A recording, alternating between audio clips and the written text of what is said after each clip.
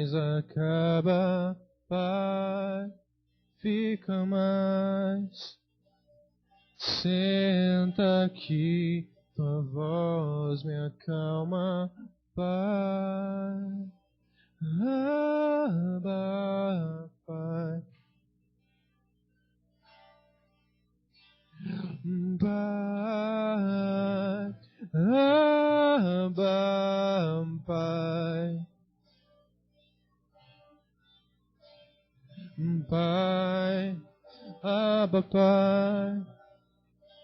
O amor que achei jamais acaba, Pai, fica mais.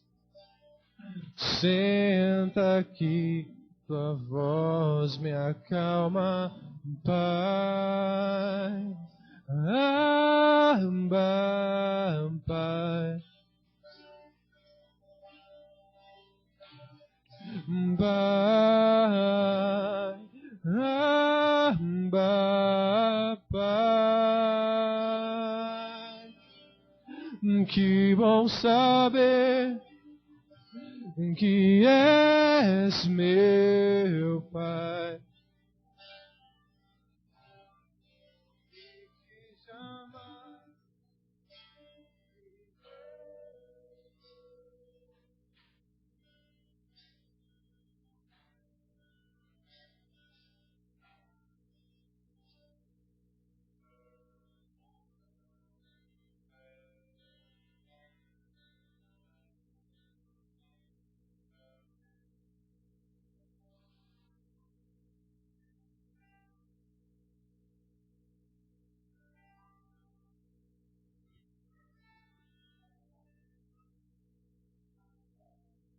Amém? Te convido nessa noite a ficar de pé e cumprimento cada um na paz do Senhor, amém? Vamos dar início a um culto de adoração, um culto onde nós iremos entregar ao Senhor. E peço aos irmãos para abrir a palavra do Senhor em Salmo 3, João 3. Aleluia. Não importa se está frio, o que importa é que nós estamos aqui hoje, porque Deus nos escolheu para adorar Ele, para servir a Ele. Aleluia. João 3,16. Amém? Porque Deus amou o mundo de tal maneira que deu o seu Filho unigênito, para que todo aquele que nele crê não pereça, mas tenha vida eterna. Porque Deus enviou o seu Filho ao mundo, não para que condenasse o mundo, mas para que o mundo fosse salvo por ele. Aleluia. Hoje é um culto de Santa Ceia, um culto onde nós participamos uma vez por mês. E aqui diz que Deus enviou o seu Filho unigênito. E o seu Filho foi morto naquela cruz por cada um de nós. Foi para nos salvar, foi para nos dar a vida eterna, para ir morar com Ele, para nós ser salvos. Ele veio para salvar o mundo, para nos salvar. Porque o seu sangue foi derramado, não foi em vão. O seu sangue foi derramado, foi por cada um de nós. E através disso, nós somos participantes com Ele. Através disso, nós iremos morar com Ele. E o desejo dele é que todos se salvem. O desejo dele é que todos estejam na presença dele, sejam cuidados por Ele. Porque Ele morreu, mas Ele ressuscitou. Ele não morreu e está morto até hoje. Ele ressuscitou. É por isso que nós estamos aqui hoje. Ele está presente aqui nessa noite, pronto para ouvir a nossa adoração, pronto para ouvir o nosso louvor e pronto para nos abençoar, para curar, transformar, libertar. Nós viemos aqui essa noite para nós entregar nosso melhor a Ele, porque Ele está aqui hoje para receber o nosso louvor, a nossa adoração. Ele está aqui para ver cada um de nós na comunhão da igreja, oferecendo um culto a Ele. Nós não viemos aqui para receber, como muitos têm feito, mas nós sabemos que Deus é poderoso e misericordioso para nos abençoar. Mas nós temos que entender que o culto é para nós oferecermos a Ele, entregarmos a Ele. E dia após dia, nós nos entregar para que Ele venha mudar a nossa vida. Porque nós temos que fugir do pecado, fugir daquilo que nos afasta dEle, dia após dia. Porque aí nós estamos conhecendo a Ele. Nós conhecemos a Ele porque nós estamos fugindo do mal, do pecado, daquilo que nos afasta dEle. Porque aquele que peca, aquele que não está nem aí, não conhece a Ele. E nós então estamos tendo a oportunidade de conhecer a palavra do Senhor. Então, nessa noite nós vamos fechar nossos olhos, vamos entregar o nosso coração a Ele, porque Ele é digno de toda adoração, todo louvor é dado a Ele. Jesus está aqui nessa noite para receber o teu clamor, o teu louvor, a tua adoração. Aleluia! Deus Todo-Poderoso, nós estamos aqui nessa noite porque o Senhor nos escolheu, o Senhor nos salvou, o Senhor nos deu a oportunidade de estar na Tua presença, sendo cuidado por Ti, Senhor. Aleluia! E nessa noite nós queremos entregar o nosso coração verdadeiramente, Senhor. Oh Deus, limpa-nos, oh Deus, tudo aquilo que impeça nós de Te entregar o melhor da adoração, Pai.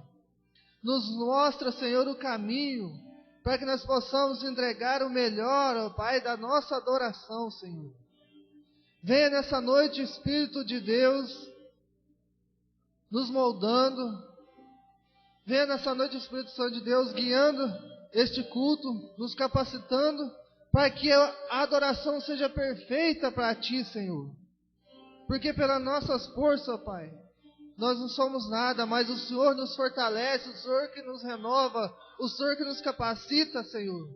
Por isso, Espírito de Deus, tenha liberdade nessa noite para operar na Tua igreja. Nós precisamos ser cuidados em nome de Jesus em todas as áreas, Senhor.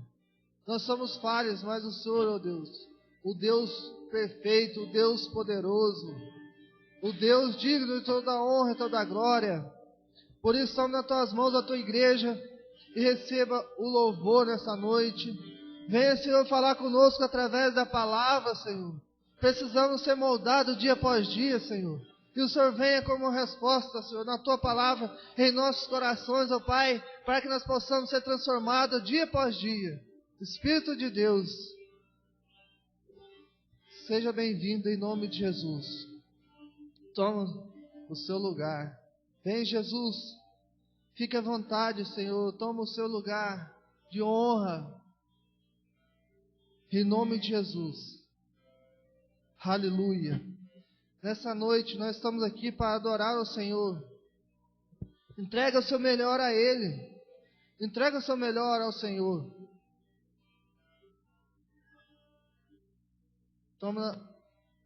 Entrega na mão do Senhor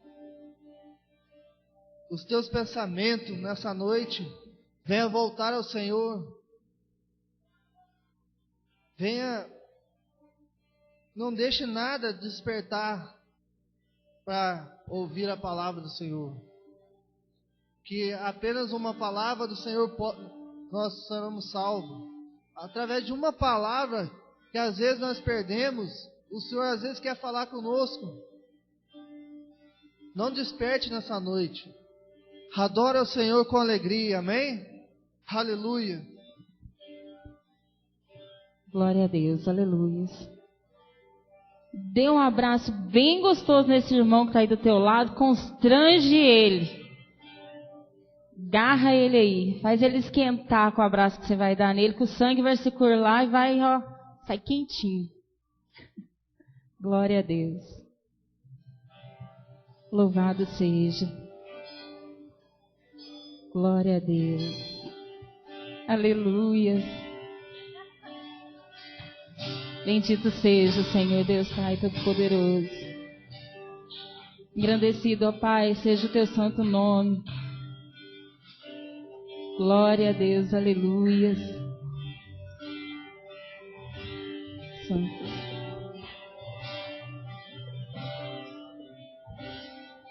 Cutuca ele aí, não deixa ele quieto não. Ó a Gabriele ali, ó, cutuca ela ali, cata ela assim, ó. Apanhar debaixo do braço. Judia bastante aí desse irmão que tá aí do teu lado. Fala uma palavra de bênção para ele. Não fala para ele que amanhã é segunda, não. Se falar que amanhã é segunda, todo mundo fica de bicão. Segunda-feira, não. A gente não vê a hora de chegar sexta-feira. Chega sábado e domingo, voa. A comunhão é tão boa, né, Ju? Voa, passa rapidinho. Glória a Deus. Aleluias. Vamos louvar o Senhor nessa noite? Não fica parado aí no teu cantinho, não. Pula, grita. O Senhor, Ele se move em você. Ele não se move parado, não. Ele se move firme aí, ó. Mexe aí. Amém? Glória a Deus. Aleluias.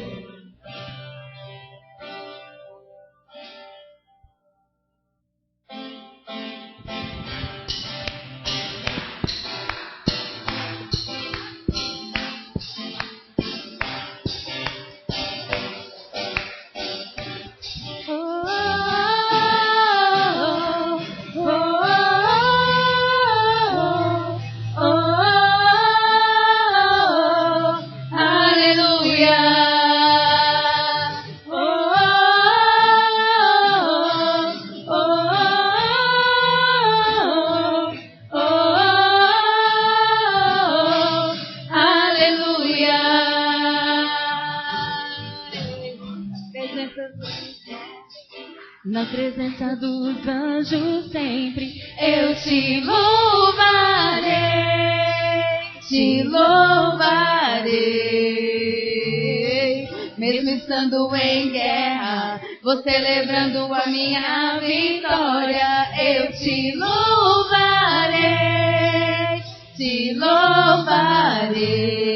sobre toda a terra. Novo som se ouvirá, sua alegria, força pra continuar. Deus de maravilha, te louvar, te louvar, te louvar. Eu entro na tua presença pra receber o teu poder. E quanto mais o tempo passa, mais quero Deus. O povo cai, a igreja canta, o inimigo vai ao chão. É fogo e glória nas cabeças, 1000 graus de unção, 1000 graus de unção. Toda a festa vai subir, sua glória descerá, se ouvirá um novo som de aleluia. Toda a festa vai subir, sua glória descerá, se ouvirá um novo som de aleluia, aleluia. Na presença dos homens, na presença dos anjos, sempre eu te louvarei, te louvarei. Mesmo estando em guerra, vou celebrando a minha vitória, eu te louvarei, te louvarei. Sobre toda a terra, novo som se ouvirá, sua alegria, força pra continuar. Deus de maravilhas, te louvar, te louvar, te louvar. Eu entro na tua presença pra receber o teu poder. E quanto mais o tempo passa, mais quero Deus. O fogo cai, a igreja canta, o inimigo vai ao chão. É fogo e glória nas cabeças, 1000 graus de unção, 1000 graus de unção. Som da festa vai subir, sua glória descerá, se ouvirá um novo som de aleluia. Som da festa vai subir, sua glória descerá, se ouvirá um novo som de aleluia. Som da festa vai subir, sua glória descerá, se ouvirá um novo som de aleluia.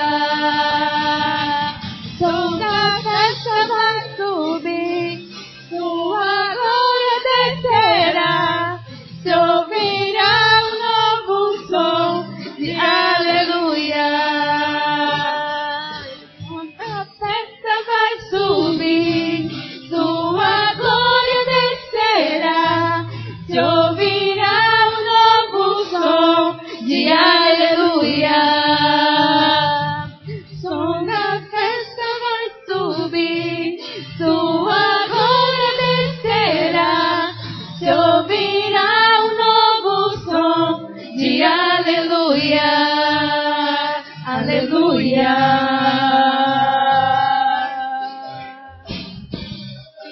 Glória a Deus. Aleluias. Seja bendito, Senhor.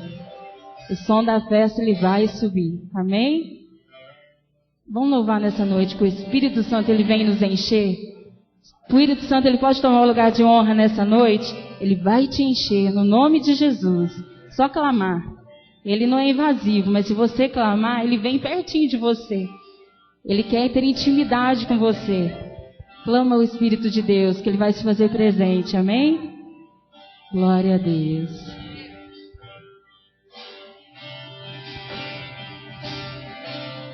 Espírito Santo, vem me encher. Espírito Santo,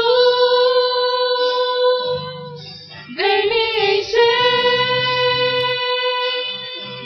Espírito Santo, vem me encher. Espírito Santo, vem me encher. Quantas vezes é tão difícil olhar pra frente e prosseguir. Lágrimas de um coração que insiste em olhar pra trás. Vou acreditar que há futuro e que o melhor está por vir. O passado acabou, é tempo de voar. Vem, Senhor, me ajudar. Vem transformar meu coração. Espírito Santo, vem me encher. A liberdade me faz voar. Sempre tem mais aquele que crê. Olha pra frente e me alegra. Espírito Santo, vem me encher. A liberdade me faz voar. Sempre tem mais pra aquele que crê. Vou olhar pra frente e me alegrar.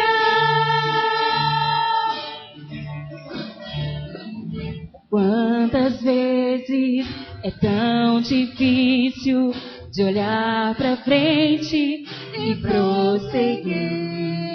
Lágrimas de um coração que insiste em olhar pra trás. Vou acreditar que há futuro e que o melhor está por vir. O passado acabou, é tempo de voar. Vem, Senhor, me ajudar. Vem transformar meu coração. Espírito Santo, vem me encher. A liberdade me faz voar. Sempre tem mais pra aquele que crê. Olha pra frente e me alegra. Espírito Santo, vem me encher. A liberdade me faz voar. Sempre tem mais pra aquele que crê. Olha pra frente e me alegra. Espírito Santo, vem me encher. Tua liberdade me faz voar. Sempre tem mais pra aquele que crê. Olha pra frente e me alegra. Espírito Santo, vem me encher. Tua liberdade me faz voar. Sempre tem mais pra aquele que crê. Vou olhar pra frente e me alegra. Espírito Santo, vem me encher. Tua liberdade me faz voar. Sempre tem mais pra aquele que crê. Vou olhar pra frente e me alegrar. Espírito Santo, vem me encher. Espírito Santo, vem me encher. Espírito Santo, vem me encher.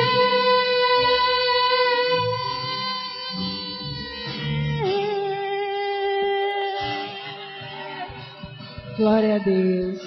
Que o Espírito Santo possa te renovar por completo nessa noite. Você possa sair daqui transbordante dele. Amém?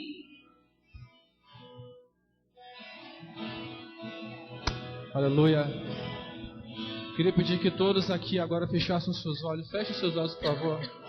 Coloque sua mente em Deus agora, por favor. Feche os seus olhos. Não fique disperso essa noite.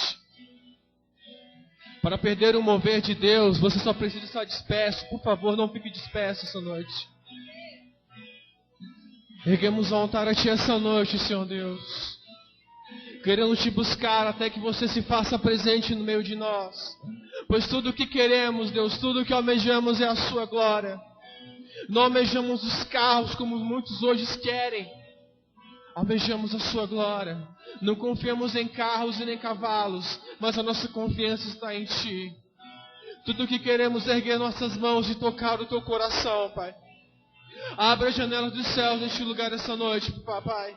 E derrama mais do que Tu já tem derramado. Derrama numa intensidade maior, Deus. É o nosso desejo, Deus. É o que ansiamos, Pai. É a nossa ambição, Pai, essa noite.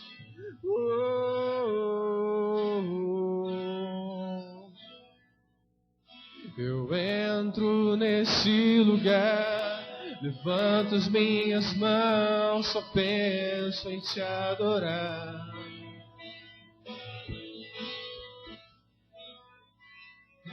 Buscar Tua presença, mover meu coração em direção ao Teu. Atender ao Teu convite de me humilhar, me entregar a Ti, meu Senhor, meu amado, és tudo pra mim, princípio e fim.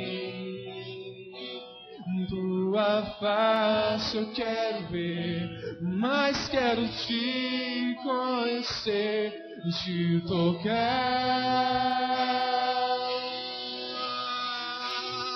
E quanto mais eu Te buscar, mais eu terei do Teu Espírito em mim.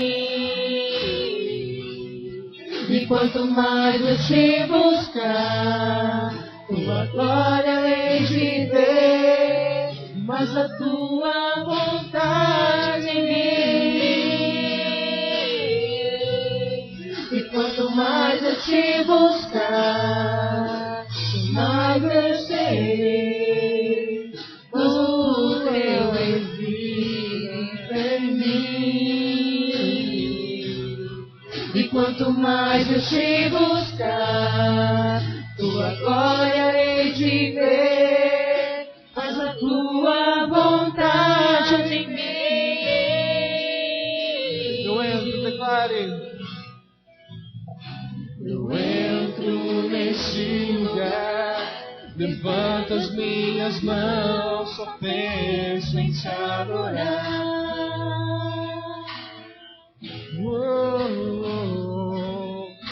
Buscar Tua presença, mover meu coração em direção ao Teu.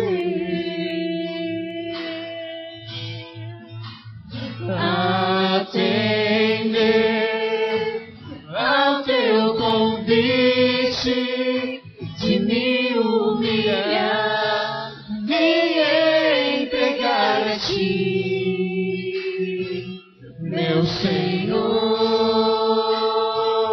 meu amado, és tudo pra mim, princípio e fim. Tua face eu quero ver, mas quero Te conhecer, Te tocar.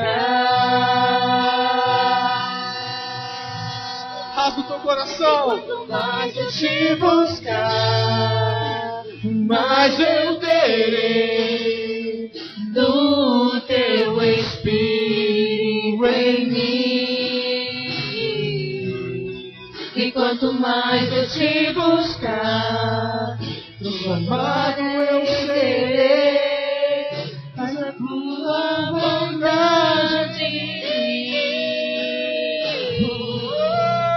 E quanto mais eu Te buscar, transformado eu serei, mas a Tua vida em mim. E quanto mais eu Te buscar, Tua glória hei de ver, mas a Tua vontade em mim. E quanto mais eu te buscar, mais eu terei no teu Espírito em mim. E quanto mais eu te buscar, transformado eu serei, mas a tua vontade em mim. E quanto mais eu te buscar, transformado eu serei, mas a tua vida em mim. E quanto mais eu te buscar, tua glória eu hei de ver, faz a tua vontade em mim. É o que queremos essa noite, Deus. É o que queremos, Senhor Deus, Pai. Mais da tua vida em nós, mais da tua vontade em nós. Meu querido, o lugar de intimidade, ele é uma obrigação para todo cristão. Mas saiba que o nível de intimidade é uma questão voluntária. Você só terá mais dele quanto mais maior for a sua sede. O Senhor derrama o rio conforme a sede. O Senhor derrama o rio conforme a sede. Que o seu coração esteja sedento esses dias.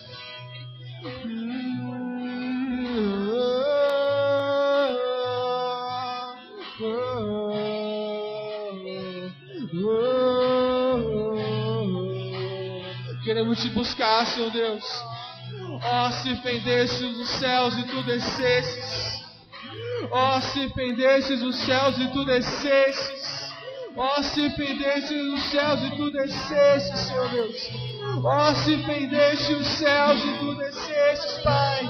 Essa é a nossa oração. Fende os céus e desce sobre nós essa noite, pois tu és tudo o que procuramos. És o nosso galardão, és o nosso refúgio, és tudo. E quanto mais eu te buscar, transformado eu serei, mais a tua vontade em mim. E quanto mais eu te buscar, tua glória hei de ver, faz a tua vontade em mim. E quanto mais eu te buscar, mais eu terei no teu Espírito em mim. E quanto mais eu te buscar, tua amado eu serei, faz a tua vontade em mim. E quanto mais eu te buscar, transformado eu serei, mas a tua vida em mim. E quanto mais eu te buscar, tua glória hei de ver, faz a tua vontade em mim. Faz a tua vontade, Pai. Faz a tua vontade, Deus. Faz a tua vontade, Pai, em nome de Jesus. Derrama o rio conforme a sede, Deus. Derrama o rio conforme a sede, Deus. Derrama o rio conforme a sede, Papai. Faz a tua vontade, pois tudo o que queremos é a tua glória. Tudo o que queremos é a tua glória, Senhor Deus. Vem, Deus, tudo o que queremos é a sua glória. Tudo o que queremos é a sua glória, Senhor Deus.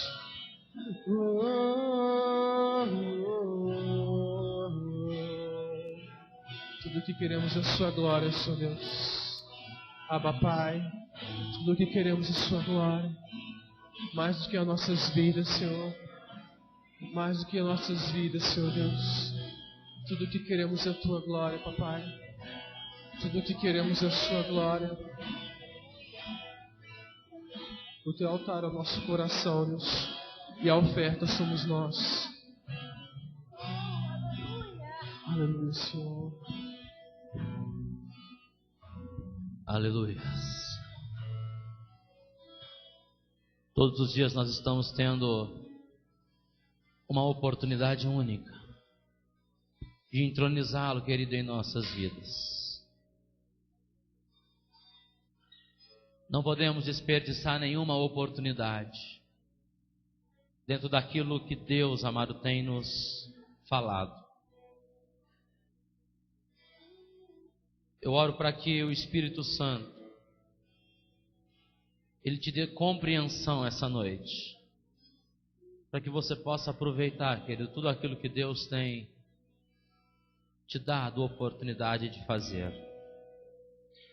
Senhor, desperta em nós hoje toda a atmosfera de vida que o Senhor já nos deu, porque cremos, ó Pai, que a razão pela qual nós estamos aqui é porque o Senhor naquele dia nos deu o teu único filho, unigênito, para morrer naquela cruz por nós, para nos salvar, ó Deus. Aleluia. Querido, você é salvo pela graça, mas você tem que lutar para preservar a tua salvação. Você tem que viver como salvo. A Bíblia diz: somos salvos para as boas obras. Somos sal da terra, somos luz do mundo, somos uma igreja chamada para servir, querido, mediante aos dons espirituais. A Bíblia diz em Efésios 2:6 que nós estamos assentados com Cristo nas regiões celestiais. A igreja não pode estar, querido, abaixo desse nível de espiritualidade. Ela está com Cristo. Ela vive com Cristo, ela tem a mente de Cristo. Mas estamos em terra. Por que estamos em terra? Se somos salvos, por que já não nos levou para o céu, Deus? Porque Deus ainda tem uma obra para ser feita aqui na terra. Ele conta com você. Ele te chamou. Ele te capacitou. Ele tem convocado o exército. A igreja, querida, ela é militante. A igreja não está na zona de conforto, na zona de defesa. Ela está na zona de ataque. Nós somos chamados para atacar, querido. Nós somos chamados para ir evangelizar, para ir profetizar. Nós somos chamados para expulsar demônios, curar enfermos. O reino de Deus se propaga na atmosfera, onde a igreja se compromete a ir falar do amor de Jesus. Aleluia. Quantos amam a palavra de Deus? Se assente em nome de Jesus, querido, nessa noite. Glória a Deus. Estamos em um culto de ceia, querido, e temos ouvido tanto de Deus pela sua palavra. Isso nos dá, querido, tanta expressão de vida para podermos demonstrar também às pessoas o amor de Cristo.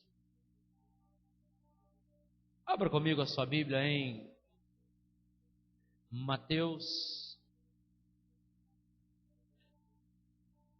27, e depois você deixa marcado Lucas 22, amém? Então você fica com o polegar lá em Mateus 27 e com o indicador, amém? Lá em Lucas 22. É os dois textos que nós vamos ler, amém, no início desse culto. E assim, se o Senhor nos der permissão, nós vamos em outros textos da Bíblia. Mateus 27. Glória a Deus. Mateus 27.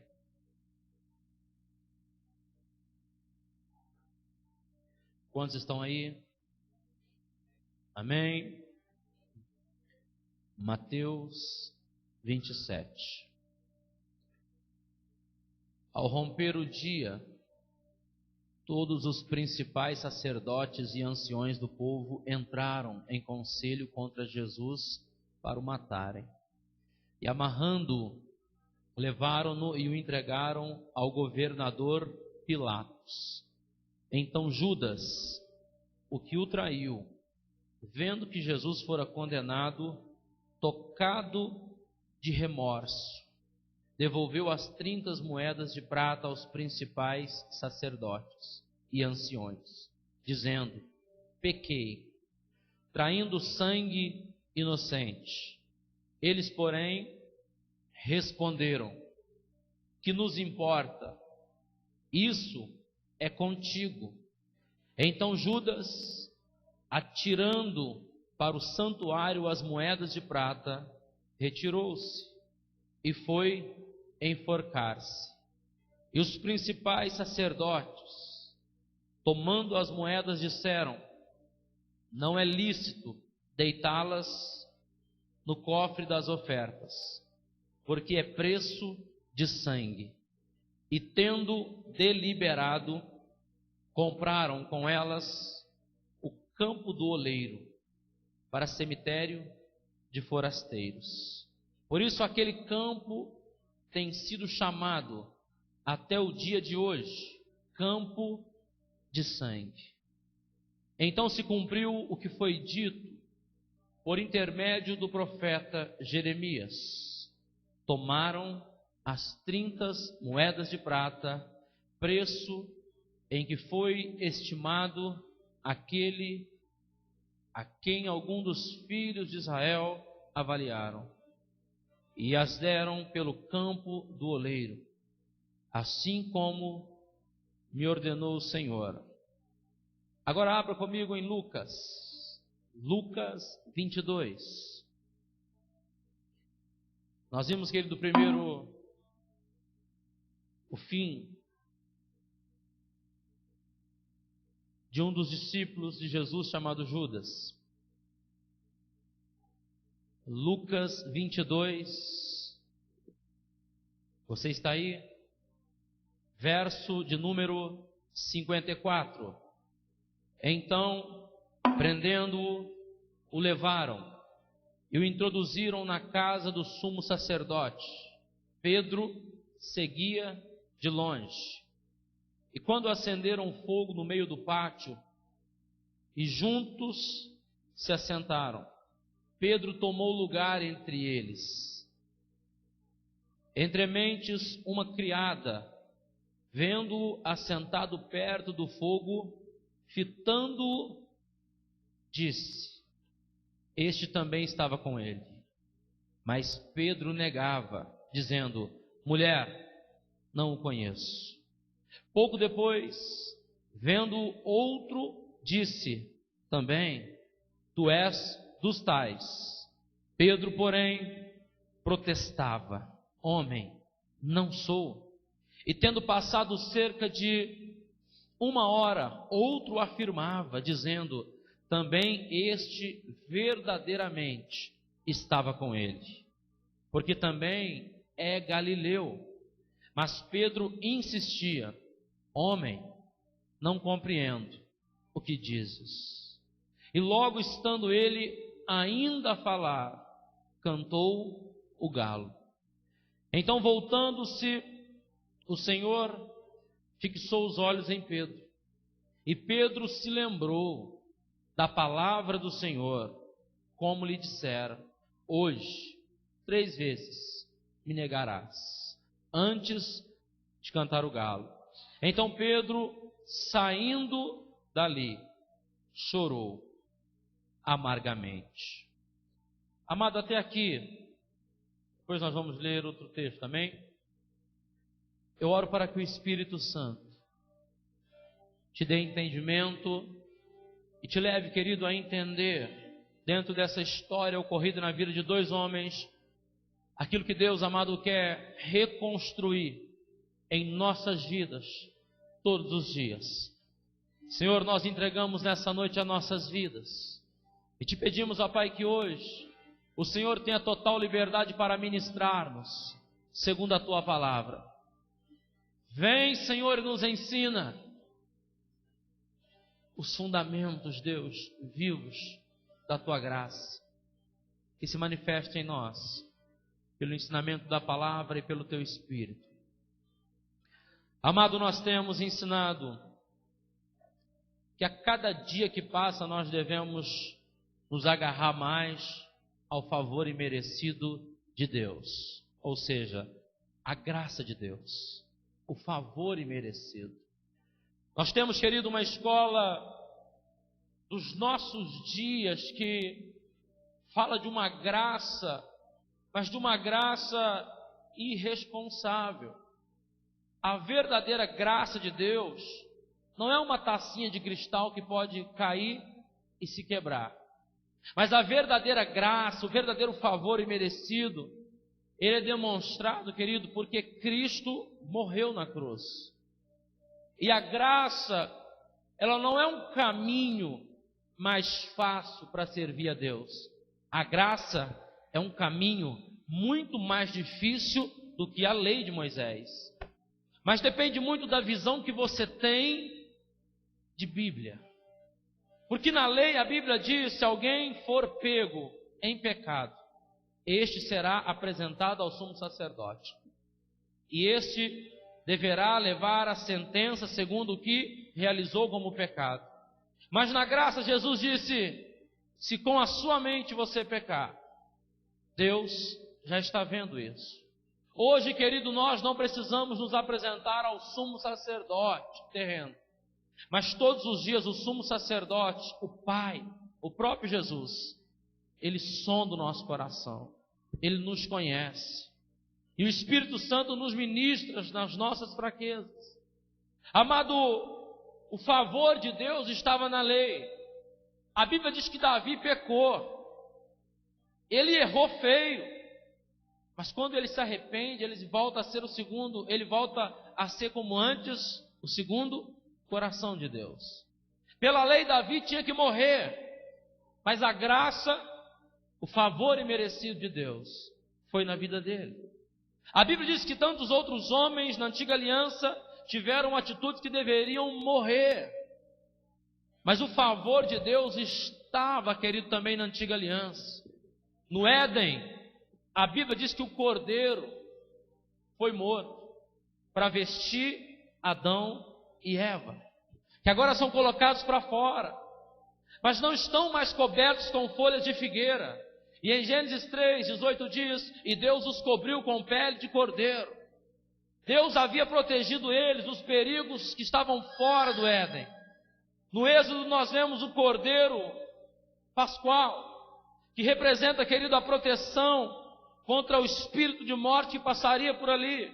E Deus poupou a vida de muitos, porque o sangue do cordeiro era um elemento de proteção para a vida deles. Nós temos o cordeiro da cruz, que não é diferente do cordeiro do Éden, nem do cordeiro do Êxodo, mas nós temos, querido, a imagem exata do cordeiro de Deus. Nós temos, querido, uma reflexão única aonde o favor de Deus nos alcançou. E quando o favor de Deus nos alcança, nós temos uma resposta que o nosso coração e os nossos lábios têm que dar a Ele. Romanos 9:10 diz: a saber, se com tua boca confessares ao Senhor e no teu coração crer para a justiça, serás salvo.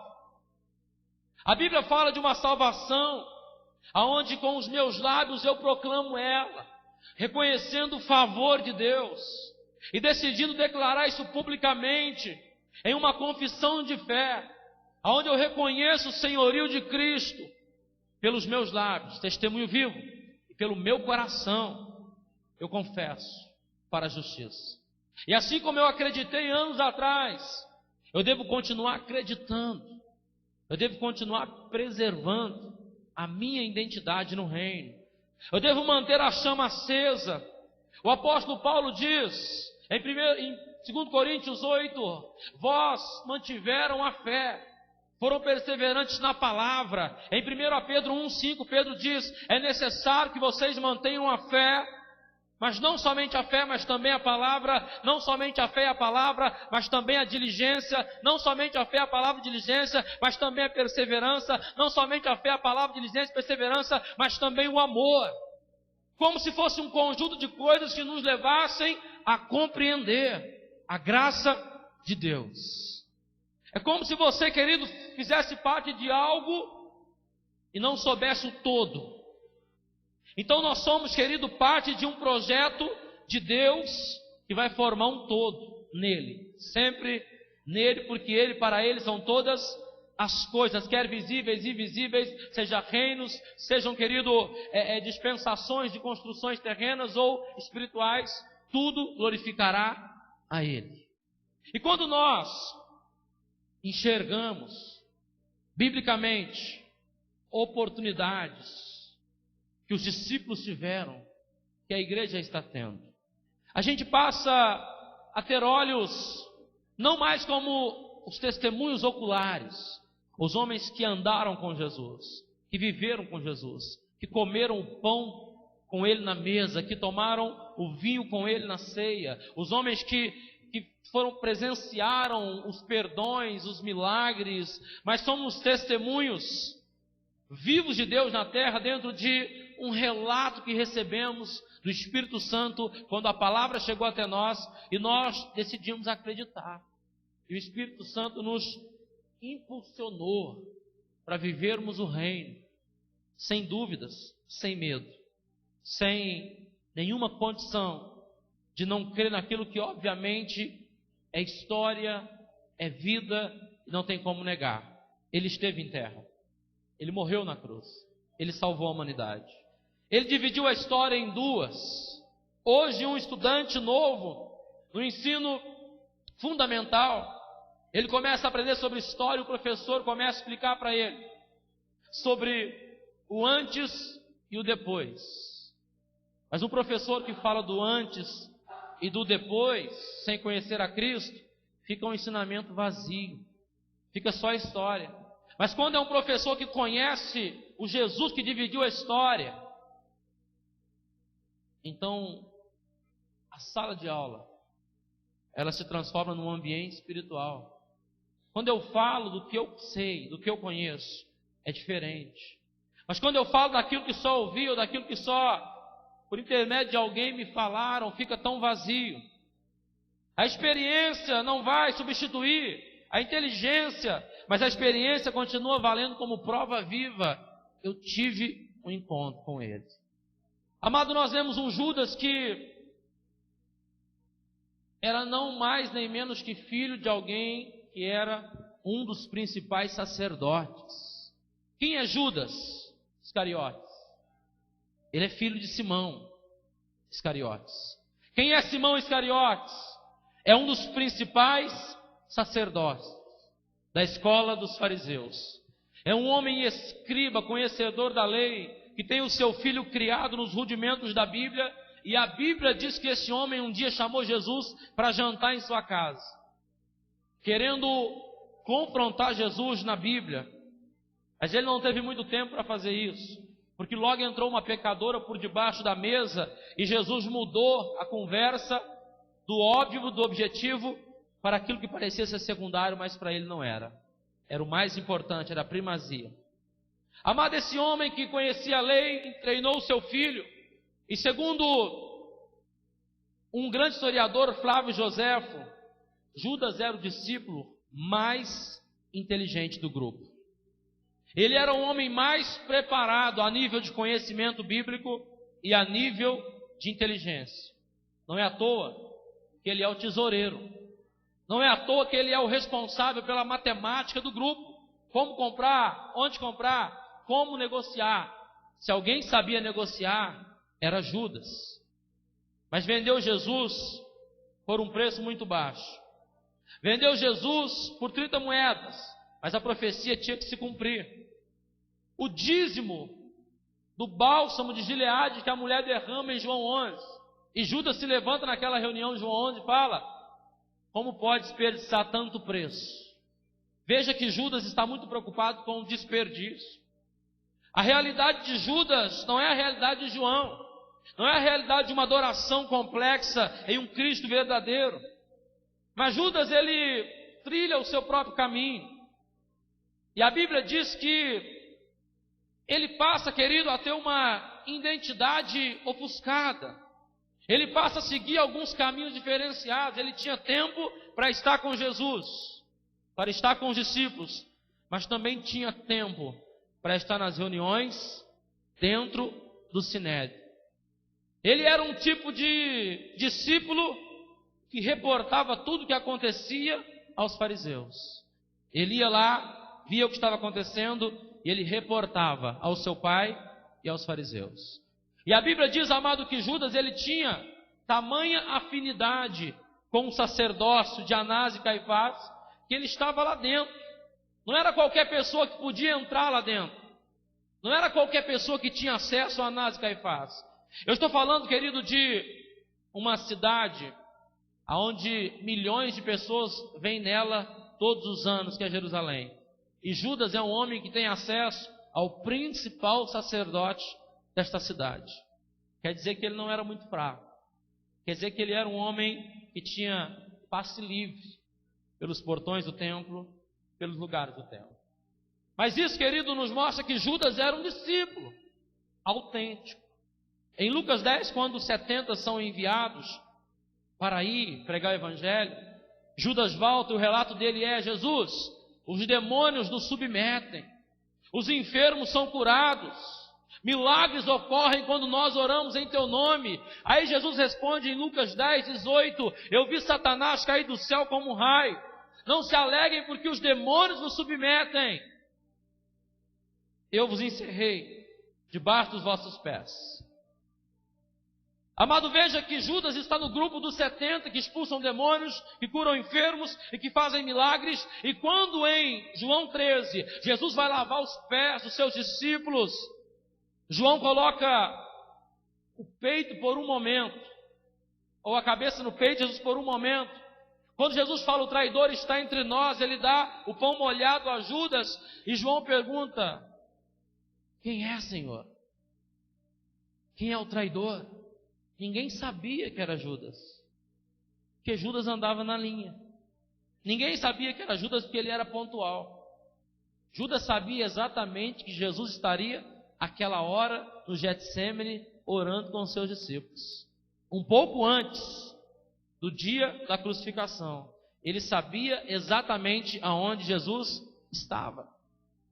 Amado, mas a Bíblia diz que Judas, ele cumpre com aquilo que era dado como sentença, para cumprir o que foi dito pelo profeta Jeremias.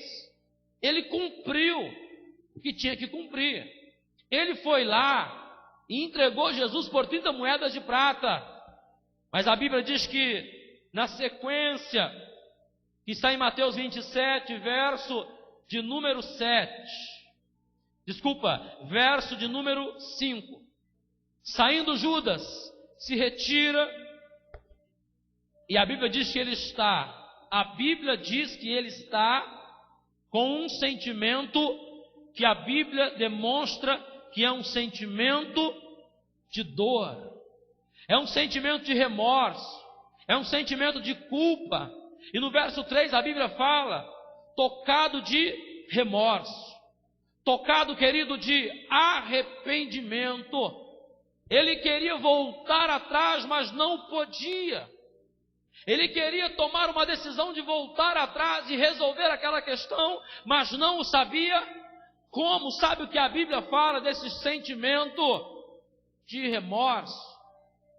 A Bíblia fala em Hebreus, no capítulo de número 12, e no verso de número 14, que também um homem na Bíblia chamado Esaú, após ter vendido a sua primogenitude, Hebreus 12, verso 17, perdeu a sua herança. Ele ficou também tocado com um sentimento de remorso, ele chorou amargamente por horas, por dias. Mas a Bíblia diz, embora ele tenha chorado, embora ele tenha clamado, embora ele tenha sofrido com lágrimas, ele não encontrou um lugar de arrependimento. Amado, lugar de arrependimento não é o lugar onde as nossas lágrimas descem. O lugar de arrependimento é onde a nossa alma, ela está pronta para desfrutar de uma grande alegria. O lugar de arrependimento não é o lugar onde eu me dobro e derramo lágrimas e me sinto culpado, e me sinto aflito, e me sinto desesperado. Mas o lugar de arrependimento é quando eu abro os meus olhos e estou pronto para tomar uma decisão, para sentir toda a alegria que eu perdi, para sentir tudo aquilo que eu perdi. Lembra de Lucas capítulo 15, quando a Bíblia faz 3 narrativas? Primeiro, ele faz a narrativa da ovelha que se perdeu. Segundo, da mulher que perdeu a dracma. E terceiro, do filho que se perdeu. Você vai ver que 3 coisas são comuns no texto, mas elas não se parecem pelo óbvio. A Bíblia diz que a ovelha se perdeu, a moeda se perdeu e o filho se perdeu. Mas a ovelha não tem instinto, ela precisa do pastor. A moeda não se perde sozinha, se perde por descuido. Mas o filho toma a decisão de pedir ao pai a sua herança e ir embora. Amado, e a Bíblia diz que ambos, como a ovelha, a moeda e também o filho, se encontraram. De fato, a ovelha foi buscada pelo pastor, a moeda foi buscada pela mulher. Mas a Bíblia diz, querido, que o filho, verso 17 de Lucas 15, caindo em si, disse: lá na casa do meu pai tem vida, e aqui eu estou perecendo em morte. Lá na casa do meu pai até os jornaleiros comem do melhor, e eu aqui desejoso comer o que os porcos comem.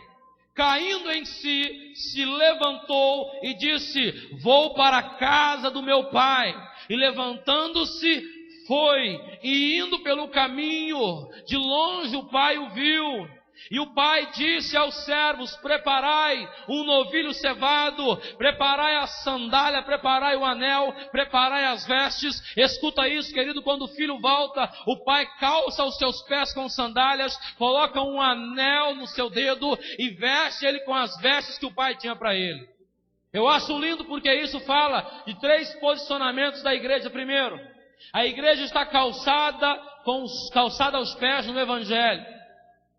A igreja tem o anel que representa a autoridade na vida de um homem. Quando alguém forma, é colocado um anel de formatura no seu dedo. O anel na Bíblia é um tipo de selo, é um tipo de autoridade. A igreja tem a autoridade de Cristo na vida dela. Amado, terceiro, as vestes representam de fato qual é a posição que eu ocupo. As vestes que o pai coloca nele é as vestes não de servo, mas de filho. Amado, em nome de Jesus, entenda isso. Judas não encontra uma resposta, porque o seu caminho é: eu vou terminar com isso, e para terminar com isso eu preciso terminar com a minha vida. E agora nós temos, amado, que entender isso dentro do óbvio. Judas se perde quando ele quer resolver do jeito dele. E quando Judas erra, traindo sangue inocente, a Bíblia diz em Mateus 27, para onde ele vai depois de errar. É o maior problema que ele vai enfrentar antes do seu suicídio.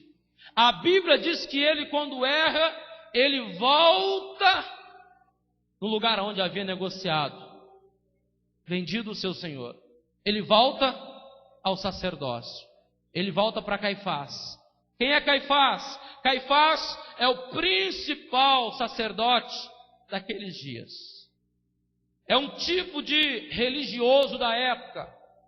Amado, toda vez que você errar e você escolher o caminho da religião, você não vai conseguir tirar o peso da culpa.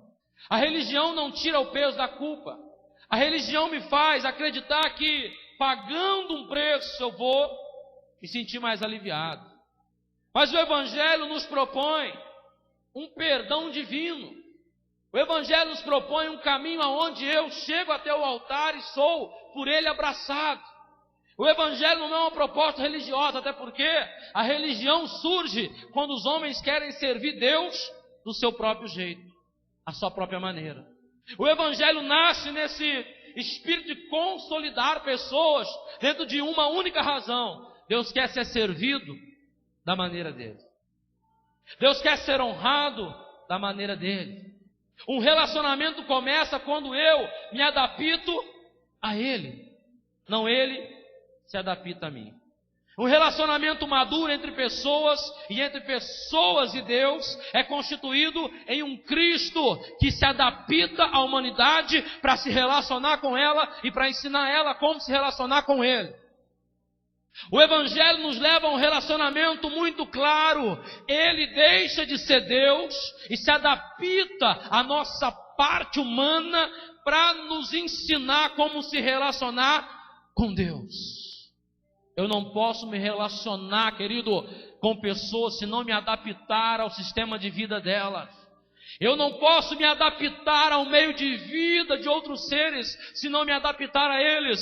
Sabe o que a história da biologia mostra sobre homens que adestram cachorros, adestram leões, adestram animais irracionais?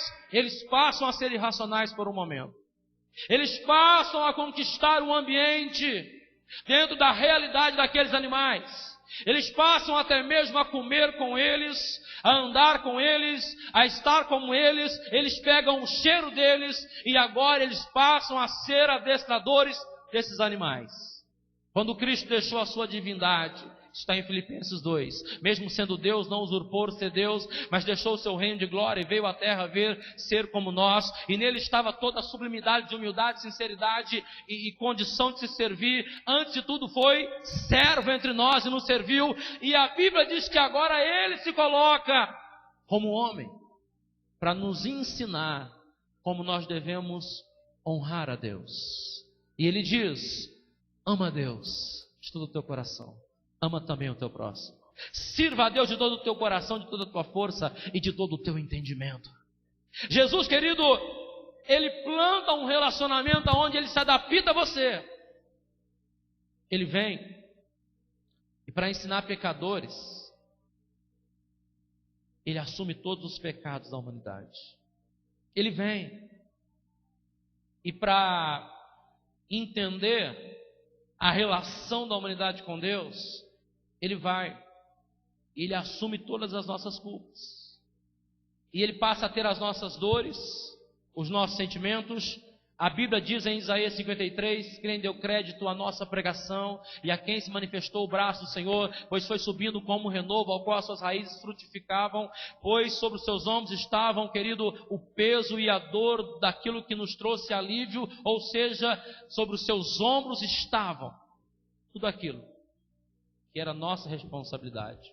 O castigo que nos traz a paz estava sobre os seus ombros.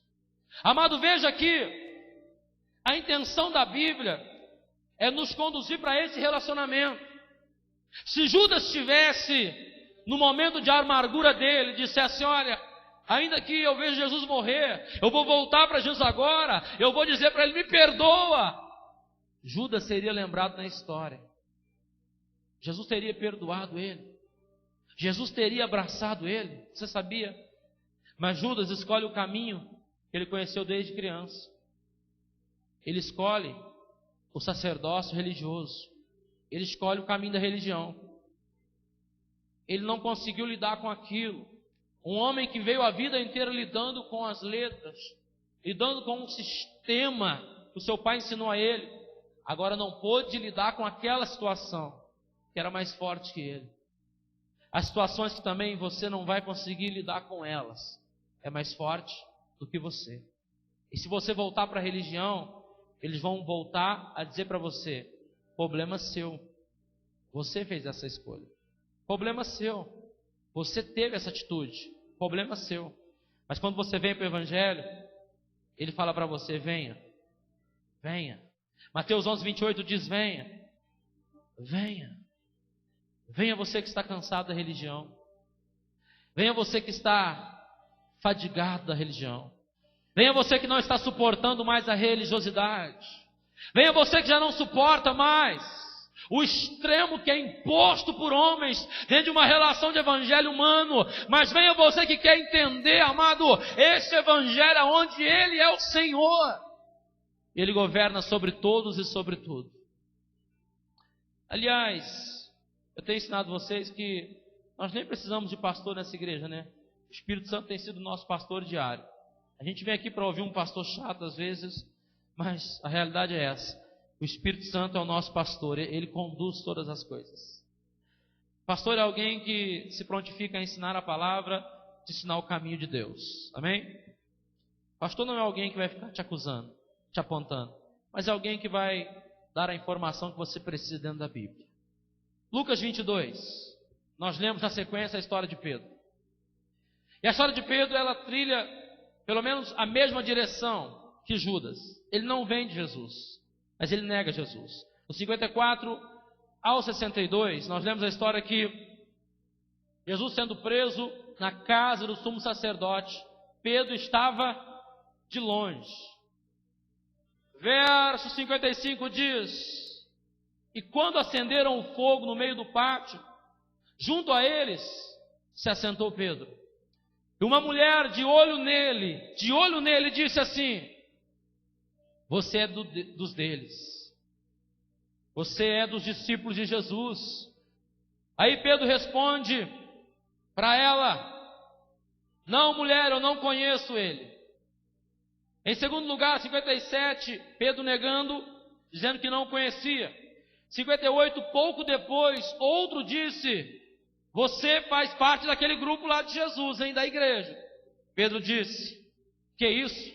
Não sou eu não, homem. Está me confundindo com alguém. Terceira vez, a Bíblia diz, 59, depois de uma hora, outro afirmava dizendo: verdadeiramente você faz parte daquele grupo e é galileu. Aí o negócio apertou. Sabia até onde o cara morava, na Galileia. Mas Pedro insistia, dizia: homem, não compreendo o que dizes. Até que o galo pegou o espírito profético e cantou. Deus usou a mula com Balaão e usou o galo com Pedro. E naquela hora o galo cantou. Quando o galo cantou, foi o profético de Deus na vida de Pedro. Diga para o seu irmão: quando Deus está no negócio, até galo profetiza. Quando o pastor pede horário, o galo profetiza do vizinho: eu levanto e sei que está na hora de eu trabalhar.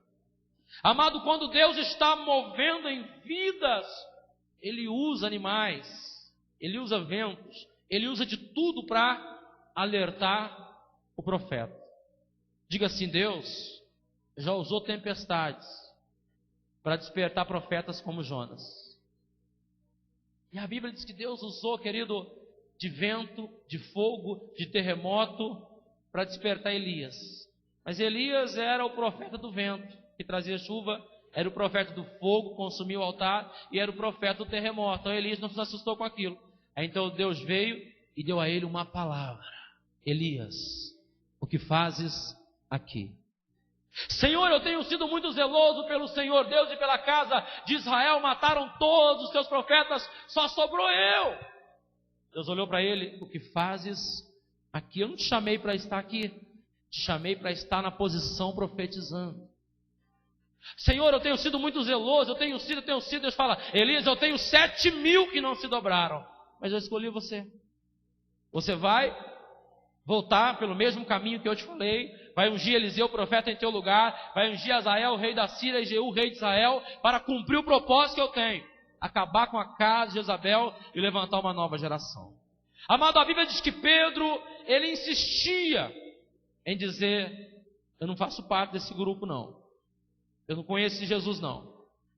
Mas você vai ver, querido, que a Bíblia vai nos dar uma referência, e os evangelhos narram isso, mas eu quero usar um texto muito fiel, um texto que não se aplica a um reconhecimento de historiadores para testemunhas oculares, mas é um texto que a igreja conhece como texto da igreja gentílica, o texto do amor.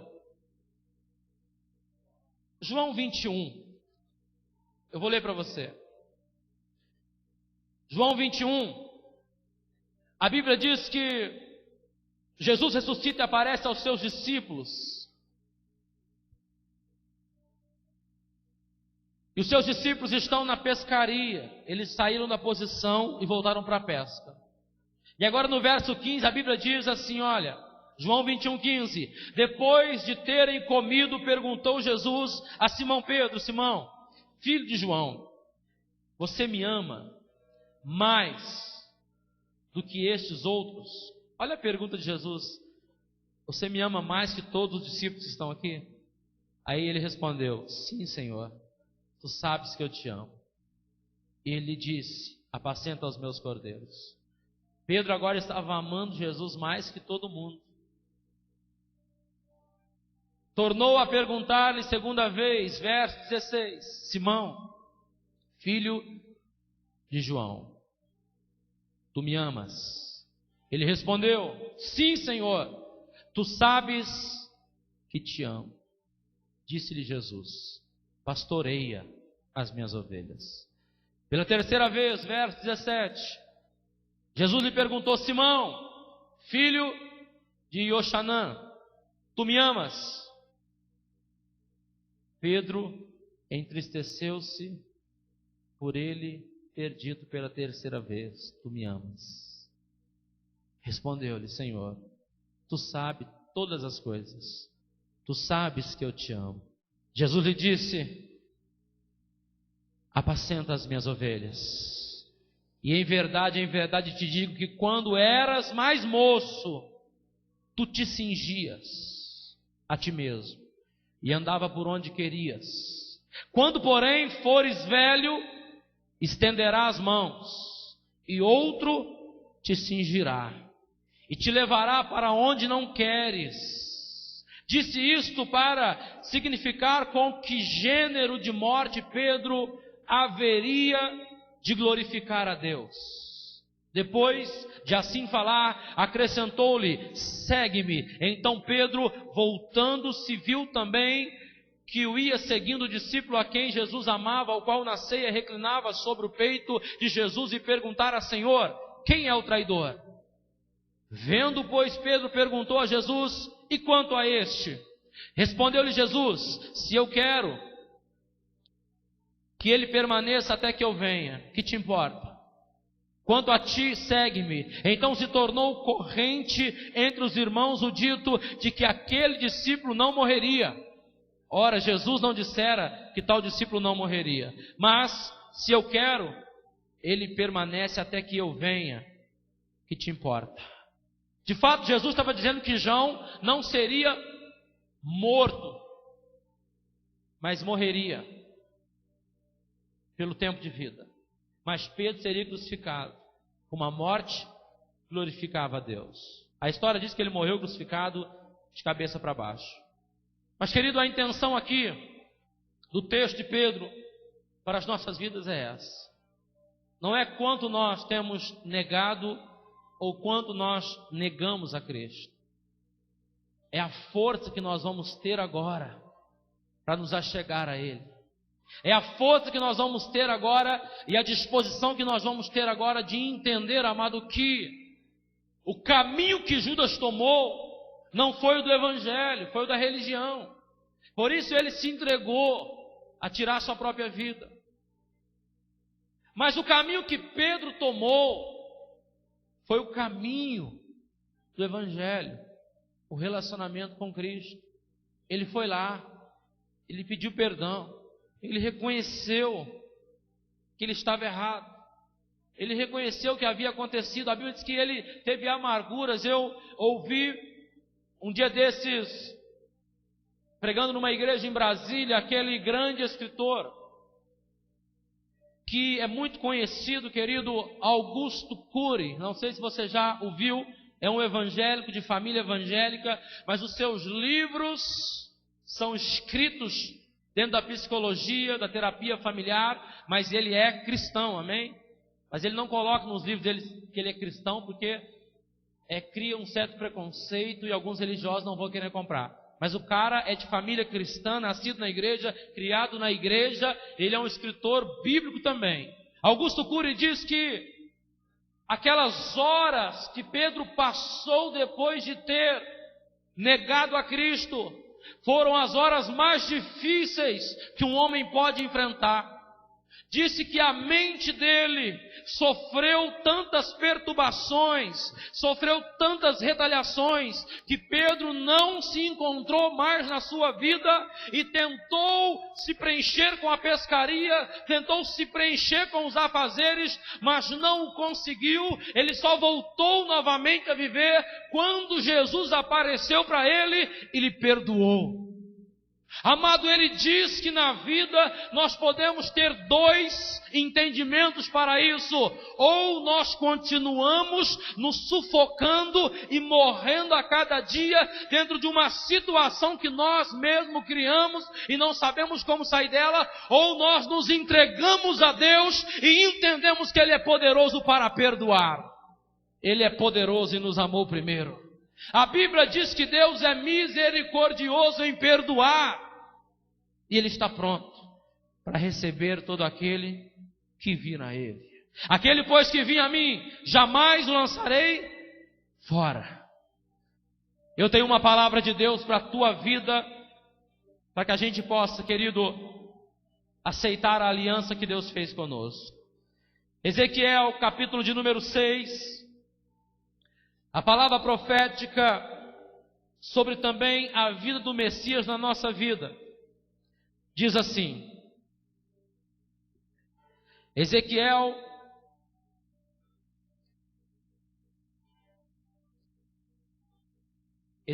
capítulo de número 16, diz assim, verso de número 6. Ezequiel 16, 6. Diz assim, você está aí? Passando eu por junto de ti, vi-te a revolver no teu sangue e disse, ainda que está no teu sangue, vive.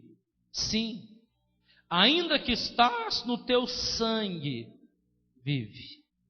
Eu te fiz multiplicar como o renovo do campo, cresceste e te engrandeceste. E chegaste à grande formosura. Formaram-se os teus seios, falando das tuas promessas. E te cresceram os cabelos, a honra. Cabelo fala de honra, amém? No entanto, estavas nua e descoberta. Passando eu por ti, junto de ti, vi-te, e eis que o teu tempo era tempo de amores. Estendi sobre ti as abas do meu manto e cobri a tua nudez, a tua vergonha. Dei-te juramento e entrei em aliança contigo, diz o Senhor Deus, e passaste a ser minha. Te lavei com água, te enxuguei do teu sangue e te ungi com óleo. Também te vesti de roupas bordadas. E te calcei com couro da melhor qualidade, e te cingi de linho fino, e te cobri de seda. Até aqui, querido, dá para a gente entender. Depois fala de pérolas, fala de pulseiras, fala de joias preciosas, que as mulheres gostam muito também. Mas é interessante, como que Deus nos encontrou. A Bíblia diz, olha, Deus nos viu. E como Ele nos viu? Envolvidos em nosso sangue, manchados em nossa vida. Fala comigo, esse texto se lê assim: Deus passou pela minha vida e Ele viu como eu estava. E nessa vida, como eu estava, Ele disse, você vai começar a viver uma nova vida. Você vai viver uma nova vida. E Ele, querido, fez aquilo que ninguém faz por alguém, só Ele. E o que nós lemos aqui é que Deus veio e cuidou de nós. O seio cresceu, fala, a promessa cresceu. Os cabelos cresceu, a honra veio na nossa vida. Amado, Ele nos lavou com água, Ele nos santificou nele. A Bíblia diz que Ele nos ungiu com óleo. Pessoa do Espírito Santo. E aí vai uma lista de promessas que ele cumpriu. Mas eu quero que você entenda isso. Deus passou pela tua vida. E ele disse, olha, nessa vida aí vai haver uma nova vida. Eu acho lindo porque isso demonstra exatamente o que Jesus fazia. Aonde ele passava, as pessoas estavam envolvidas com as suas vidas problemáticas, com as suas vidas sem direções. Exemplo, Jesus passa por uma aldeia e a Bíblia diz que um homem religioso procura ele e fala, Jesus, não dá para você ir na minha casa não? A minha filha de 12 anos está enferma, moribunda, com febre. Esse homem, ele era pastor de uma sinagoga, está em Marcos 5, o nome dele é Jairo. E ele vai com Jairo até a sua casa, e a Bíblia diz, amado, que no meio do caminho as pessoas chegam e falam, Jairo, não incomodes o mestre, tua filha morreu. E Jesus olha para ele e fala, Jairo, não dá ouvido a essas pessoas. Crê somente. A Bíblia diz que Jesus entra na vida de Jairo, e a vida dele nunca mais é a mesma. Ele passa pela casa de Jairo, e a casa de Jairo nunca mais é a mesma. Ele passa pela vida dos cegos, e os cegos nunca mais são o mesmo. Ele passa pela vida dos paralíticos, os paralíticos nunca mais são os mesmos. Ele passa pela vida da mulher do fluxo de sangue, ela nunca mais é a mesma. O gadareno não é mais o mesmo, ele é liberto e agora ele se torna um pastor da primeira igreja em Decápolis. Em Atos 16, quando Paulo chega em Decápolis, ele encontra um grupo de fiéis pregando e servindo a Deus, e ele entende o quê? Que aquele homem, a história dele, o testemunho dele prova que ele era o endemoniado de Gadara. Agora é um pastor da igreja. Deus passa pela nossa vida e a nossa vida é mudada. Deus tem capacidade, poder e soberania para mudar um casamento que já não é mais um casamento, mas é apenas um convívio entre pessoas. Deus passa por um relacionamento e o profeta Malaquias é quem declara, ele converterá o coração dos pais aos filhos e dos filhos aos pais. Deus tem poder, querido, de fazer uma geração encontrar outra geração e viverem os mesmos propósitos. Deus tem poder, amado, de ligar a história e fazer dela uma só história. Não existe a antiga e a nova aliança. O que existe é um Deus que se manifestou nele mesmo em 3 pessoas. O Pai fala da antiga aliança, é adorado na face. O Filho fala da nova aliança, é adorado em terra e espírito em verdade. E o Espírito fala de um tempo onde a igreja, juntamente com o Espírito, eleva os olhos ao trono e reconhece a sua soberania. Nós temos em nós essa atmosfera de cura, de liberalidade. Nós temos em nós a condição de escolhas. O livre-arbítrio é colocado sobre a tua vida. E a maior prova disso é que o livre-arbítrio é a única realidade da igreja no nível de escolha dela. Ninguém pode mudar a escolha que você fez, a não ser você mesmo. Judas fez a sua escolha. Pedro fez a sua escolha, mas no meio do caminho, um decidiu voltar atrás, o outro decidiu seguir os seus próprios pensamentos, as suas próprias ideologias. A religião, ela me leva a acreditar que não tem mais jeito para mim. Eu sou a ovelha negra, eu sou a pessoa que mais erra, mas o Evangelho me chama para perto do Pai, me mostrando que aquele que muito pecou, muito também foi perdoado. Onde houve muito pecado, superabundará a graça de Deus. Amado, o Evangelho é uma proposta única, Ele te salvou, querido, para você viver com Ele. Mas o verso 8, Ezequiel 16 diz, quando nós estamos envolvidos em tempos de amores, nós passamos a desvalorizar tudo aquilo que Deus fez na nossa vida. E nesta hora, nesta noite, eu quero te convidar a fechar os olhos. A Bíblia diz que sangue é vida.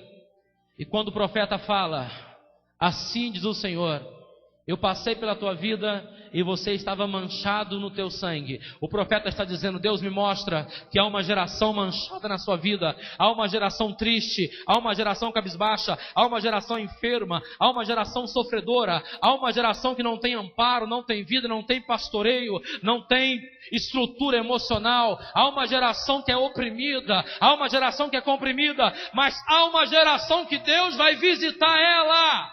Oh! Deus visitou a tua vida, querido. O dia que a igreja de Israel passou lá em Jericó, Raabe disse, me leva com vocês. O dia que a igreja passou pelas cidades vizinhanças de Jericó, muita gente disse, como que a gente faz para fazer uma aliança com vocês? Porque o Deus de vocês tirou vocês do Egito, e a vida de vocês agora é uma vida abençoada, ei! Tem muita gente que vai se aproximar de você, porque Deus fez milagres na tua vida, e eles querem descobrir o caminho do milagre. Toda vez que a igreja passou por um lugar, a história desse lugar não foi a mesma. Em Josué, capítulo de número 4, a Bíblia diz que a igreja passou pelo Jordão, e o Jordão era conhecido como águas barrentas, águas de destruição, águas de impedimento, águas que impediam ele de chegar em Canaã. Mas depois que a igreja passa por ali, a Bíblia diz que Naamã foi atrás do profeta, e o profeta disse, a tua cura está no Jordão, mergulha lá. O rio que não tinha nenhuma possibilidade de vida, agora é o rio que está curando o leproso. O rio que ninguém gostava dele, é o lugar onde Jesus está batizando, onde João Batista está batizando, é o lugar onde Deus vai fazer milagre. Ei, lugares aonde não haviam vida, não haviam possibilidades, lugares onde não havia esperança, são lugares aonde Deus vai fazer milagres. Aonde Jesus passava, a vida das pessoas já não eram as mesmas. Ele tem passado pela tua vida, querido. Ele tem te ensinado a viver. Ele tem te dado uma palavra, e Ele tem sido fiel a esta palavra. Em o nome de Jesus, filho, valorize cada momento que você tem passado com Deus, como se fosse o último momento. Hoje eu estou pregando como se fosse a última vez que eu fosse pregar. Cada dia que eu venho aqui eu prego como se fosse a última oportunidade de eu anunciar o Evangelho. Amados, Jesus está voltando. Oh! Breve vem o grande dia, breve vem o grande dia, em que as lutas findarão. Oh, aleluia! Ele vem, Ele vem. O Rei está voltando, o Rei está voltando. Oh, glória! Eu ainda vou aprender a cantar ainda, não tenho pressa. Sou muito novo ainda, glória a Deus. Aleluia, querido. Se você pode nesta noite, levante a tua mão para cima assim e fala, minha vida não tem sido mais a mesma, porque Jesus entrou nela. E eu reconheço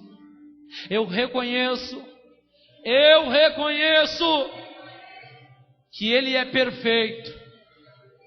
Eu não, mas Ele é perfeito. E o Espírito Santo em mim é a única condição de eu me achegar a Ele. Obrigado, Deus, pela pessoa do Espírito Santo. Obrigado pelo Espírito Santo. Fala, obrigado pelo Espírito Santo, Deus, que me convence quando eu estou errado, que me convence que o príncipe desse mundo já foi julgado, que me convence que o Senhor é o Senhor da minha vida. Fala assim, se não fosse o Espírito Santo, eu não poderia estar na igreja hoje. Se não fosse o Espírito Santo, eu não me converteria a Jesus hoje. Se não fosse pelo Espírito Santo, eu não estaria aqui. E sabe o que Ele diz para você? Que Ele te ama e que Ele quer cuidar de você. O Espírito Santo é teu amigo, filho.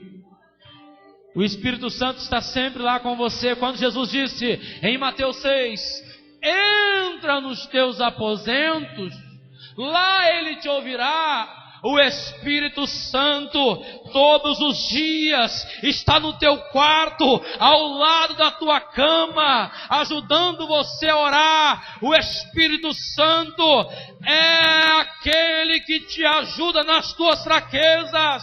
O Espírito Santo é, aleluia, a pessoa mais linda e maravilhosa que Deus deu a você nesses dias. O Consolador, o outro. Oh! Espírito Santo, vem. Vem, Espírito Santo, vem. Como andam as tuas conversas com o Espírito Santo? Como andam as tuas conversas com o Espírito de Deus?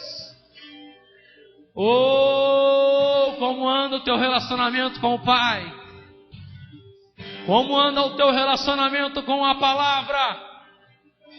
Nesta noite, não escolha o caminho de Judas, aonde nós muitas vezes queremos matar a nós mesmos, porque não nos aceitamos. Entrega a tua vida para Jesus. E como Pedro encontra o lugar de arrependimento, por que Esaú não encontrou lugar de arrependimento em Hebreus 12:15? Porque o Espírito Santo ainda não era liberado. Mas escute o que eu vou lhe dizer: todas as vezes que você erra e você falha, o Espírito Santo te incomoda, te incomoda, te incomoda, porque o Espírito Santo é o lugar de arrependimento, aonde nós não temos mais que derramar lágrimas, mas temos que voltar para Deus. Oh, eu creio nisso. Obrigado, Espírito Santo, eu te amo. Eu te amo, Espírito Santo. Eu te amo, Espírito Santo. Eu te amo, Espírito Santo. Oh, aleluias. Glória a Deus. Se coloca de pé. Em nome de Jesus. Glória a Deus. Fala assim comigo. A Bíblia diz: os dons e a vocação são irrevogáveis. Então, amado, você não pode, de maneira alguma, rejeitar aquilo que Deus já entregou na tua vida, amém? Os dons, habilidades que Deus te deu são irrevogáveis. Há um estudo que prova isso, que todo ser humano tem pelo menos 500 dons. Não estou falando dos dons do Espírito Santo, amém? Orar em línguas, profetizar, ok? Estou falando aqui na terra. Todo ser humano tem 500 habilidades. Tem pelo menos 500 coisas que você faz bem elas. 500 coisas. Todo ser humano é dotado de pelo menos 500 habilidades. Tem capacidade para isso, amém? Os dons do Espírito Santo, eles são dados à igreja, porque a igreja é espiritual. Se discerne espiritualmente. A igreja é edificada pela palavra. A igreja, ela é exortada pela palavra. Ela é, filho, consolada pela palavra. Qual a palavra? A Bíblia. Amém? Então a igreja, tudo que se move dentro da igreja tem que se mover pela palavra. E para que isso aconteça, Deus deu dons aos homens dele. Sem os dons, é impossível que a igreja se mova, ok? E quem opera os dons? O Espírito Santo. E como que funciona isso? Lá no Gênesis, Deus disse: haja luz e houve luz. Deus disse: haja separação e houve separação. Mas em Gênesis 1:2, o Espírito se movia sobre a face das águas. Só se movia. Quando a palavra foi liberada, o Espírito Santo se fez presente na palavra, que é o Logos de Deus, juntamente com Cristo e fez tudo acontecer. Então, quando nós estamos nos movendo em Deus pelo Espírito e a palavra é liberada, a função do Espírito Santo é encher o teu coração. Então, querido, durante um culto tem aqueles momentos que o pastor dá uma palavra e você fala, foi para mim. É isso que Deus, amado, faz no seu coração. E o Espírito Santo, ele vem com esta palavra, ele cria uma sangria desatada. O que é isso? Ele passa a te confrontar a semana inteira. Ó, o pastor pregou, ó, a palavra diz isso, e você passa a ser moldado pela palavra. Aí Paulo fala, não vos amoldeis ao sistema. Como? Quando a minha mente, ela absorve a palavra de Deus, a palavra me confronta, eu não aceito a condição de andar no sistema falido, mas passo a andar para Deus, ok? Mas os dons e a vocação são irrevogáveis. Mas dos dons e a vocação não é prova de maturidade, porque tem muita gente que é profeta, fala em línguas e faz, acontece, mas é como criança na vida. Não tem postura, não tem caráter, é como criança. Mas sabe o que é a maior prova que você está cheio do Espírito Santo? Fala assim comigo, os frutos do Espírito apontam para a maturidade cristã. Longanimidade. Fala comigo, longanimidade. Eu estou animado em todo o tempo, pastor. Fala comigo, perseverança. Eu me mantenho, pastor, firme no propósito e lutando em todo o tempo, não abro mão da promessa. Fala comigo, fé. Fé para crer, fé para prosseguir, fé para não desistir, fé pela palavra. E esta fé cresce quando eu ouço a promessa de Deus. E aí vai uma lista de coisas, né? Paciência, domínio próprio, oh glória, mansidão, benignidade, bondade. E aí vai uma lista de coisas, amém? E diz que com essas coisas não pode a lei. Ou seja, quando você amadurece, você prova, eu estou cheio do Espírito Santo. Amado cristãos, se estão cheios do Espírito Santo, amam, perdoam e vivem o melhor de Deus na terra. Glória a Deus. O apóstolo Paulo, em 1 Coríntios 11, 23, disse, porque eu recebi do Senhor o que também vos ensinei. Que o Senhor Jesus, na noite em que foi traído, tomou o pão e, tendo dado graças, o partiu e disse, tomai, comei, isto é o meu corpo, que é partido por vós. Semelhantemente, depois de haver ceado o pão, tomou o cálice, dizendo, este é o cálice da nova aliança. Fazei isto em memória de mim. E na sequência, 1 Coríntios capítulo 11, verso de número 26, o apóstolo Paulo, ele deixa claro para a igreja que nós, ao fazermos isso, nós estamos, querido, anunciando a morte do Senhor até que Ele venha.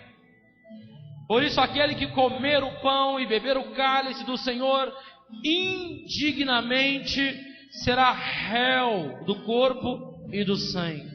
Examine-se, pois, o homem a si mesmo, e assim coma do pão e beba do cálice. Pois quem come e bebe sem conhecer o corpo, come e bebe juízo para si. Eis a razão, porque há entre vós muitos fracos e doentes, e não poucos que dormem.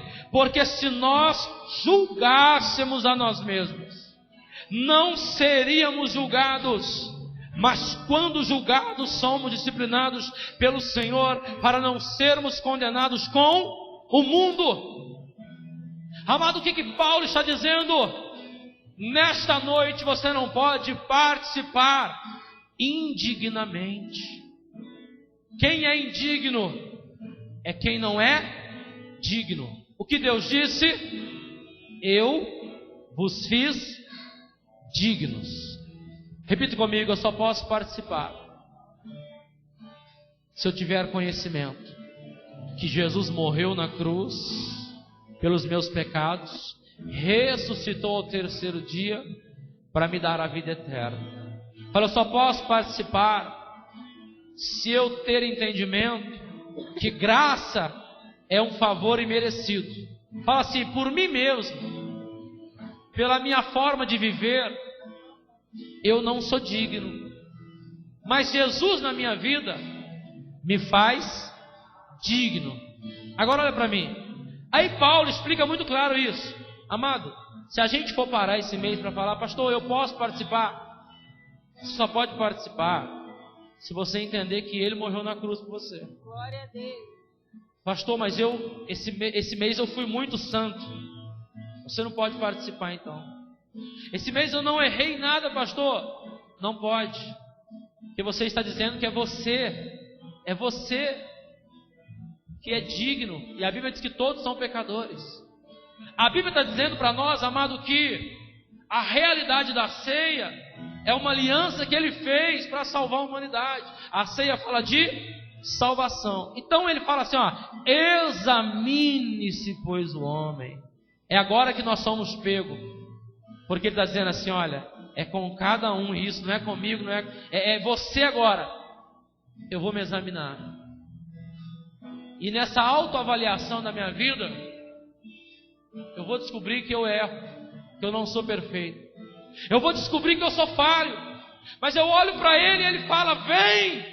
E eu falo, e agora? Eu vou ou não vou? A religião diz que eu não posso ir. Mas o Evangelho diz que Ele tem um relacionamento comigo. A religião diz que eu não posso ir. Mas o Evangelho diz que Ele tem um relacionamento comigo. Eu vou ou não vou? E a gente é pego pela religião, muitas vezes. Aí eu errei, eu não posso participar. A ceia não é uma realidade do passado.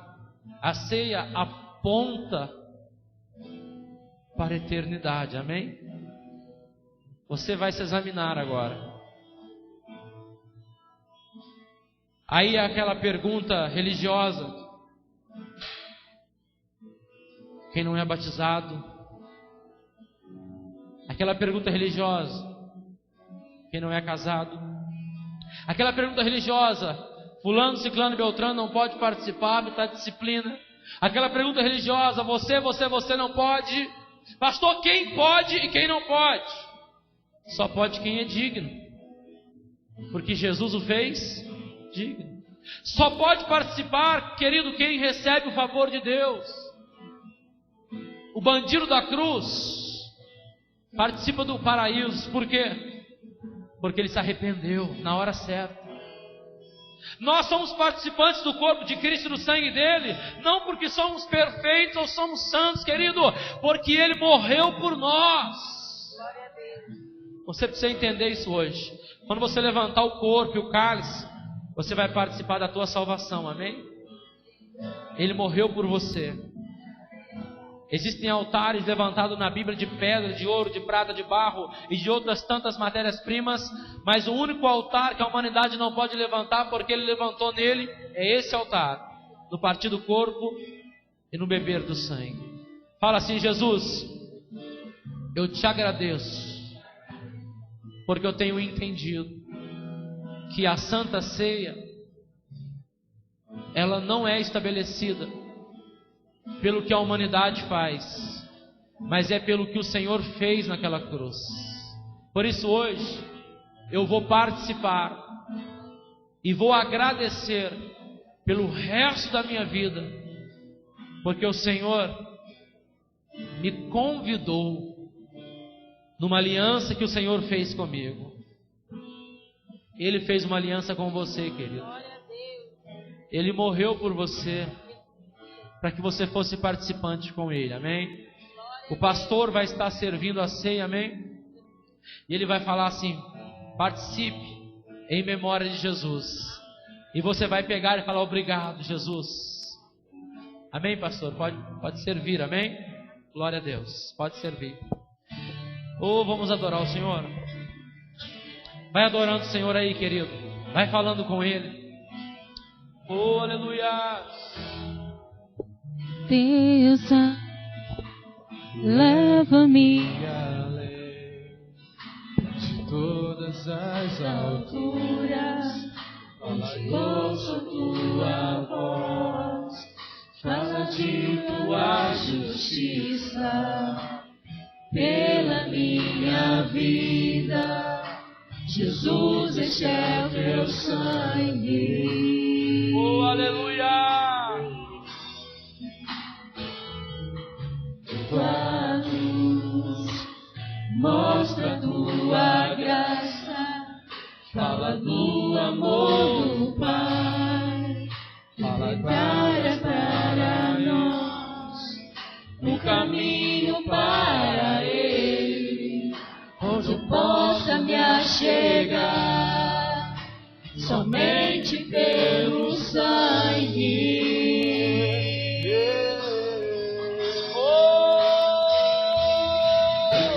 Que nos lava dos pecados, que nos traz restauração. Nada além do sangue, nada além do sangue de Jesus.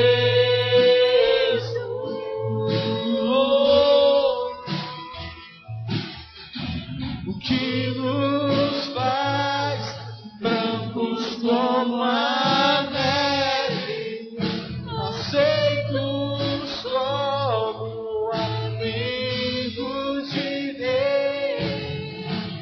Nada além do sangue, nada além do sangue de Jesus. Amém. Glória a Deus.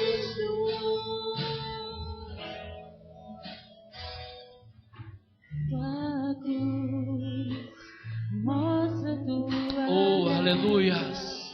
Fala do amor do Pai. Glória a Deus. Em o nome de Jesus. Levante, querido, nessa noite. Onde eu possa me achegar. Levante o corpo do Senhor, amado. Pelo sangue. Agradeça a Jesus, querido, nesse momento. Eu te agradeço, Deus, porque o Senhor morreu naquela cruz pelos meus pecados. E eu não posso nessa noite não achegar, ó Deus, no teu altar para te agradecer por tudo. Diga assim: eu vou participar, Jesus. Em o nome de Jesus, participe, amado.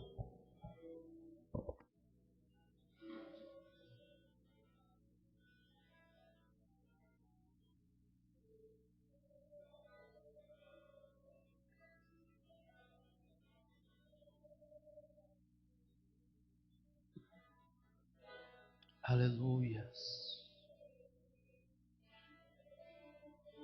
Levante agora o teu cálice, querido. O cálice do Senhor, amém? A aliança que o Senhor fez de salvação com a humanidade. E nessa noite, em o nome de Jesus, Senhor, nós em Tua presença fazemos menção, ó Pai, da Tua palavra, aonde o Senhor declarou este tão grande amor pela humanidade, ao ponto de que o Seu Filho morreu naquela cruz para salvar o mundo e não condená-lo, como o pastor Cássio leu aqui, Pai. O motivo pelo qual o Senhor enviou Jesus foi para salvar a humanidade, não para condená-la. Amado, a ceia não foi estabelecida para condenar o pecado do A, do B, mas para dar